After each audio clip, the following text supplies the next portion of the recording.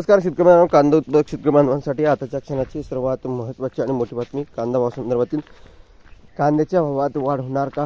कांद्याच्या भावात वाढ होणार तर कधी होणार, किती होणार, कशामुळे होणार, काय महत्त्वाचे कारण, सविस्तर थोडक्यात संपूर्ण बातमी, महत्त्वाचे अपडेट, घडामोड आपण या व्हिडिओच्या माध्यमातून जाणून घेण्याचा प्रयत्न करणार आहोत। तरी महाराष्ट्रातील तमाम कांदा उत्पादक शेतकरी बांधवांना एकच विनंती, व्हिडिओ शेवटपर्यंत बघा, अतिशय महत्त्वाचा हा व्हिडिओ आहे। व्हिडिओ जर आवडला तर नक्कीच लाईक करायला विसरू नका। तत्पूर्वी चॅनलवर नवीन असाल तर या ठिकाणी बघितलं तर महा हवामान आपल्या यूट्यूब चॅनलला सबस्क्राईब करून असाल बेल आयकॉन म्हणजे घंटा वाजू नका, जेणेकरून माझ्याकडून नोटिफिकेशन तुमच्यापर्यंत पोहोचते। चला तर मित्रांनो, व्हिडिओला सुरुवात करूया। नुकसानग्रस्त कांदा उत्पादकांना कृषी मंत्र्यांच्या हस्ते धनादेश वाटप।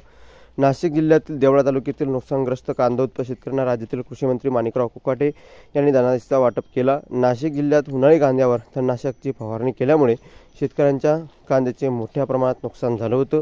जवळपास 100 एकरवरील कांदा पीक समूळ नष्ट झाल्याची माहिती समोर आली होती। त्यावर संबंधित नुकसानीची पाहणी करून कीटकनाशक कंपनीवर कारवाईचे आदेशही कृषी मंत्र्यांनी दिले होते। या नुकसानग्रस्त शेतकऱ्यांपैकी 5 शेतकऱ्यांना प्रातिनिधिक स्वरूपात आर्थिक मदतीसाठी धनादेश वाटप करण्यात आले। सर्व शेतकरी देवळी तालुक्यातील आहे।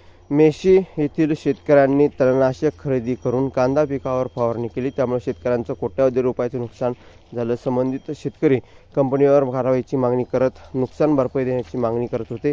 त्यावर राज्याचे कृषी मंत्री माणिकराव कोकाटे यांनी नुकसानग्रस्त शेतकऱ्यांना प्रति एकरी 40,000 रुपये देण्याची घोषणा या ठिकाणी एकंदरीतच केली आहे आणि ती एकंदरीतच या ठिकाणी दरम्यान देण्यात आलेला आहे। दरम्यान कृषी मंत्री माणिकराव कोकाटे यांनी नुकसानग्रस्त शेतकऱ्यांना शेतात रात्री पाहणी केली, त्यावेळी संबंधित कंपनीचे अधिकारी व कृषी अधिकाऱ्यांना फोनवरून सूचना सुद्धा दिल्या होत्या। अशा प्रकारची ही महत्त्वाची अपडेट आहे।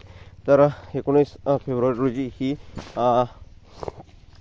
जी काही या ठिकाणी नुकसानग्रस्त शेतकऱ्यांना जे काही किंमत आहे ती या ठिकाणी मुख्यमंत्री एकंदरीतच मुख्यमंत्री देवेंद्र फडणवीस व कृषी मंत्री यांच्या हस्ते देण्यात आलेली आहे।